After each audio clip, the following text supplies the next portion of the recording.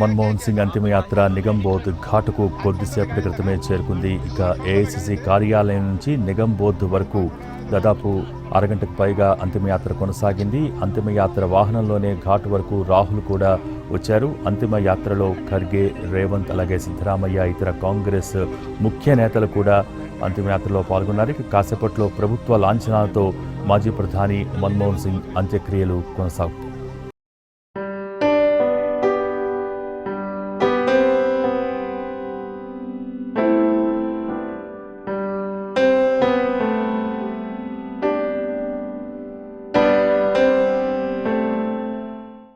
మాజీ ప్రధాని మన్మోహన్ సింగ్ అంతిమయాత్ర కొనసాగుతోంది. ఏఐసిసి కార్యాలయం నుంచి నిగంబోధ్ ఘాటుకు ర్యాలీ చేరుకుంది. రాహుల్ గాంధీ కూడా అంతిమయాత్ర వాహనంలో ఉండగా ఖర్గే, రేవంత్, సిద్ధరామయ్య సహా ముఖ్య నేతలు ఈ ర్యాలీలో పాల్గొన్నారు. కాసేపట్లో అధికారిక లాంఛనాలతో మన్మోహన్ సింగ్ అంత్యక్రియలు నిర్వహించనున్నారు.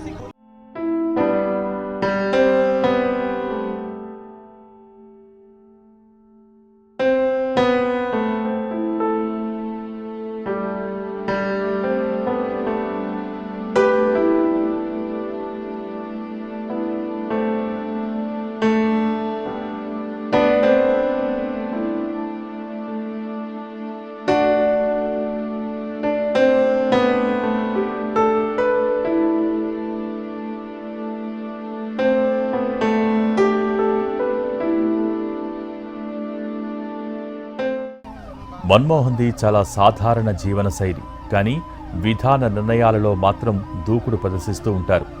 ఎన్నికల్లో గెలుపోటముల గురించి పట్టించుకోకుండా భారత్ మెరుగైన భవిష్యత్తు కోసం మన్మోహన్ ఏకాగ్రతతో పనిచేశారు. మన్మోహన్ వ్యక్తిగతంగా చాలా నెమ్మది. ఎంత ఘనకార్యం చేసినా ఆయన మౌనంగానే ఉంటారు. చేసిన పనే మాట్లాడాలి, కానీ దాని గురించి మనం చెప్పుకోకూడదు అనేది మన్మోహన్ ఫిలాసఫీ. ఆయన ఏ రంగంలో ఉన్నా, ఏ పదవి చేపట్టినా ఈ విధానం మార్చుకోలేదు. ఎన్ని విమర్శలు వచ్చినా దేశానికి మంచి జరుగుతుంది అనుకుంటే ఆ నిర్ణయం నుంచి వెనక్కి వెళ్ళటానికి ఆయన ఇష్టపడేవారు కాదు. మన్మోహన్కు సోనియా కూడా అండగా ఉన్నారు. రాజకీయ ఒత్తిళ్లు ఆయన దాకా రాకుండా కాపు కాశారు. ఎక్కడా మన్మోహన్ గౌరవం తగ్గకుండా చూసుకున్నారు.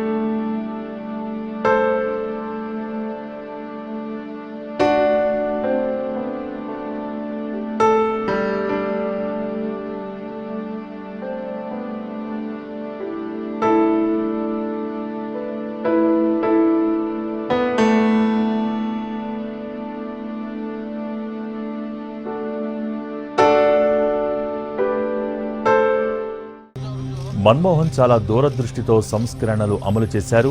ఆయన 1991 బడ్జెట్ పైనే కాదు, ఆధార్ కార్డు తెచ్చినప్పుడు అంతే విమర్శలు వచ్చాయి. కానీ అప్పుడు దూరదృష్టితో తెచ్చిన ఆధార్ కార్డే ఇప్పుడు డిజిటల్ ఇండియా ఉద్యమానికి కీలకంగా మారింది. ఇప్పుడు ఏ సర్కారు వచ్చినా ఆధార్ దాటి ఆలోచించే పరిస్థితే లేదు. ఒక్క కార్డుతో దేశ గతినే మార్చేసిన మన్మోహన్ క్షేత్రస్థాయిలో చాలా సమస్యలకు ఆధార్తోనే మంగళం పాడారు. ఇప్పటి ఐటీ, టెలికాం విప్లవాలకు పునాది వేసింది మన్మోహన్ సింగే అనటంలో ఎటువంటి అతిశయోక్తి లేదు. మన్మోహన్ నిరాడంబరతకే ప్రాధాన్యతనిచ్చేవారు. ఏనాడు హంగులు, ఆర్భాటాల జోలికి వెళ్లలేదు. దేశంలో అత్యున్నత పదవిలో ఉన్నప్పుడు కూడా ఆయన సామాన్యంగానే ఉన్నారు. కార్పొరేటర్ అయితేనే ఆహార్యం మార్చే నేటి నేతలకు మన్మోహన్కు చాలా తేడా ఉంది. మన్మోహన్ వ్యక్తిత్వం అందరికీ ఆదర్శనీయం. పదవిలో ఉన్నప్పుడు కూడా ఆయన తన మారుతి 800 కారునే ఇష్టపడేవారు.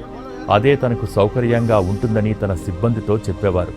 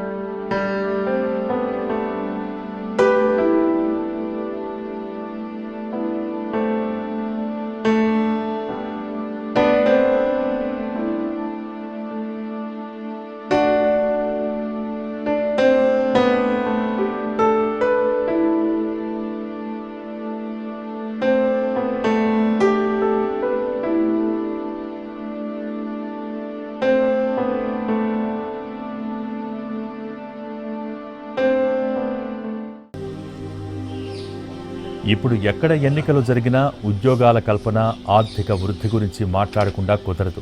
అలాగే ఏ సర్కారైనా ఆర్థిక రంగంలో ఏం ప్రగతి సాధించిందో చెప్పకుండా జనం ముందుకు వెళ్లే పరిస్థితి లేదు. ఉద్యోగాల సృష్టికి నేటి నేతలు తిప్పలు పడుతున్న తరుణంలో మన్మోహన్ సింగ్ తన సంస్కరణలతో లక్షల ఉద్యోగాలు సృష్టించిన చరిత్ర ఖచ్చితంగా మార్గదర్శనం చేస్తుంది. అలాగే తన దూరదృష్టితో దాదాపుగా 30 కోట్ల మంది ప్రజల్ని పేదరికం నుంచి బయటపడేసిన ఘనత మన్మోహన్కు దక్కుతుంది. ఆర్థిక వ్యవస్థకు సంబంధించి మన్మోహన్ ఓ ప్రతిపాదన తెచ్చారంటే దాన్ని దేశంలో ఆర్థికవేత్తలే కాదు, ప్రపంచ అత్యున్నత ఆర్థిక సంస్థలు కూడా కాదనలేని స్థితి. మన్మోహన్ దేశ ఆర్థిక వ్యవస్థకు కొత్త జవసత్వాలు ఇవ్వకముందే ప్రపంచవ్యాప్తంగా ఆర్థికవేత్తగా నిరూపించుకున్నారు. అందుకే మన్మోహన్ ఘనతలకు చాలా త్వరగా గుర్తింపు లభించింది. ఆయన చర్యల్ని దేశం అర్థం చేసుకోకముందే ప్రపంచం ప్రశంసించేది. విదేశాల్లో కూడా పేరు ప్రఖ్యాతలు ఉన్న మన్మోహన్ బయట పల్లకీ మోతను, ఇంట్లో ఈగల మోతను దేన్నీ పట్టించుకోలేదు. తనకు ఇచ్చిన బాధ్యత నెరవేర్చటంలోనే సంతృప్తిని వెతుక్కున్నారు. తనను విమర్శించిన వారే తర్వాత పశ్చాత్తాపపడేలా చేశారు. మన్మోహన్ మృదు స్వభావి అయినా పని విషయంలో గట్టి మనిషి అని నిరూపించారు.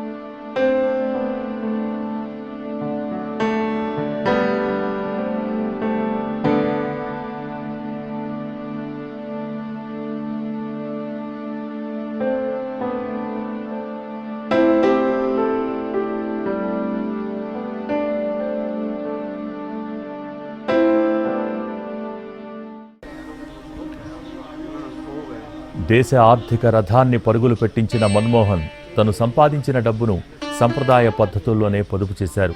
2019 ఎన్నికల అఫిడవిట్ ప్రకారం మన్మోహన్ దంపతుల ఆస్తి విలువ 15 కోట్లు. ఢిల్లీలోని వసంత్ కుంజ్, చండీగఢ్లోని సెక్టార్ 11బిలో ఆయనకు 2 ఇళ్లు ఉన్నాయి. ఆయన భార్య గురుశరణ్ కౌర్ దగ్గర 150 గ్రాముల బంగారం ఉంది. ఆర్థికవేత్త అయిన మన్మోహన్ తన రాబడిని ఫిక్స్డ్ డిపాజిట్ల రూపంలోనే పెట్టుబడులు పెట్టారు.